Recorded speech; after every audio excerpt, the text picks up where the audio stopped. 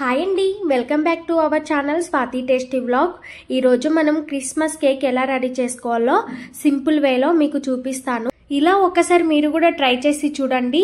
ఈ కేక్ అనేది బేకరీ స్టైల్లో టేస్ట్ ఉంటుంది, సూపర్గా ఉంటుంది. ఓకే, ఈ రెసిపీలోకి వెళ్లే ముందు ఇంతవరకు మన ఛానల్ ఎవరైతే సబ్స్క్రైబ్ చేసుకోలేదో సబ్స్క్రైబ్ చేసుకోండి.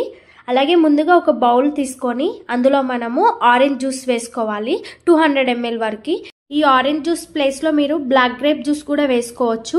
ఇప్పుడు అందులో క్రాన్బెర్రీ, కట్ చేసుకున్న డేట్స్, కట్ చేసుకున్న ఆప్రికాట్, ఇంకా అందులో dry strawberry, dry black grapes 2 tablespoons వేసుకోవాలి.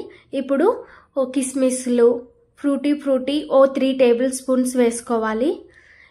ఇప్పుడు నైస్గా కట్ చేసుకున్న బాదం పప్పులు 2 tablespoons, 2 tablespoon జీడిపప్పులు కూడా వేసుకొని ఆరెంజ్ లేయర్ తురుముకునేది 1 tablespoon వేసుకొని అంతా కూడా కలిసేలా అంతా కలుపుకోవాలి. ఇప్పుడు అందులో ఉంటే సన్ఫ్లవర్ సీడ్స్, పంకిన్ సీడ్స్ కూడా వేసుకోండి, టేస్ట్ బాగుంటుంది. ఇప్పుడు వేసుకున్నాక అంతా ఒక్కసారి కలుపుకొని మూత పెట్టి ఓవర్ నైట్ ఫ్రిడ్జ్లో పెట్టుకోవాలి. నెక్స్ట్ డే మార్నింగ్ ఇక్కడ మూత తీసి చూస్తే చూడండి, ఇక్కడ జ్యూస్ అంతా కూడా డ్రై ఫ్రూట్స్ అనేది అబ్జర్వ్ చేసుకొని గట్టి పడిపోయాయి. అంటే పర్ఫెక్ట్గా మనకు డ్రై ఫ్రూట్స్ అనేది నానిపోయాయి. ఇప్పుడు ఒక మిక్సీ జార్ తీసుకొని అందులో 3 దాల్చిన చెక్క, 3 ఇలాచి, ఇంకా చిన్న సైజు జాజికాయ తీసుకోవాలి. ఇప్పుడు 4 లవంగాలు వేసుకొని అంతా ఒకసారి పౌడర్ చేసుకోవాలి. ఇప్పుడు పౌడర్ చేసుకున్న మిశ్రమం పక్కన పెట్టి ఇప్పుడు స్టవ్ ఆన్ చేసి వేరొక ప్యాన్ పెట్టి అందులో 1 కప్పు షుగర్ వేసుకొని కొద్దిగంత వాటర్ వేసుకొని షుగర్ని కరిగించుకోవాలి. ఇక్కడ చూడండి, షుగర్ అనేది ఆల్మోస్ట్ కరిగిపోయింది. ఇక్కడ మీకు స్వీట్నెస్ ఇంకా తక్కువ కావాలనుకుంటే ఒక 2-3 tablespoons కూడా తక్కువ చేసుకోవచ్చు. ఇక్కడైతే నేను చెప్పే కన్సిస్టెన్సీకి పర్ఫెక్ట్గా సరిపోతుంది. ఇక్కడ షుగర్ అంతా కూడా కరిగిపోయి క్యారమెల్ లాగా అయిపోయింది. ఇప్పుడు అందులో కొన్ని హాట్ వాటర్ కూడా వేసుకొని అంతా కూడా ఒకసారి కలుపుకోవాలి. హాట్ వాటర్ వేసుకునే క్లిప్ అనేది మిస్ అయింది. ఇప్పుడు స్టవ్ ఆఫ్ చేసి పక్కన పెట్టుకున్నాక ఇప్పుడు ఒక బౌల్ తీసుకొని అందులో 2 eggs బ్రేక్ చేసుకొని వేసుకోవాలి. ఇప్పుడు అందులో ఒక 3 tablespoons అంతా షుగర్ వేసుకొని అంతా కూడా ఒకసారి విస్కర్తోని బీట్ చేసుకోవాలి. అంతా కూడా కలిసేలా కలుపుకున్నాక ఇప్పుడు అందులో 1 కప్పు మైదా పిండి తీసుకొని జల్లించుకోవాలి. అందులో కొద్దిగంత బేకింగ్ పౌడర్ 1 tablespoon వేసుకోవాలి.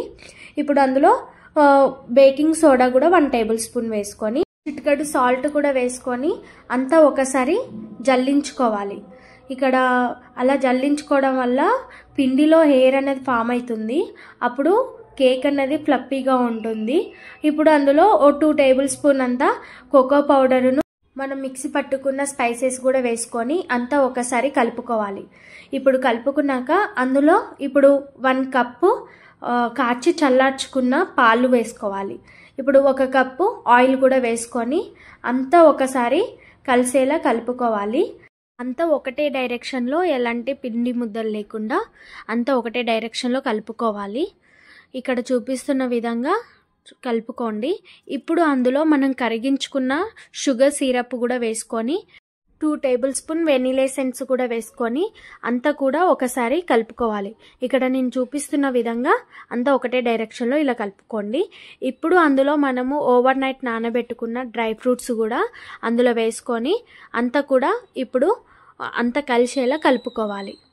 ఇలా చక్కగా కలుపుకున్నాక ఇప్పుడు మనం ఒక కేక్ ట్రే తీసుకొని అందులో బటర్ పేపర్ వేసుకొని ఆయిల్ అప్లై చేసుకోవాలి.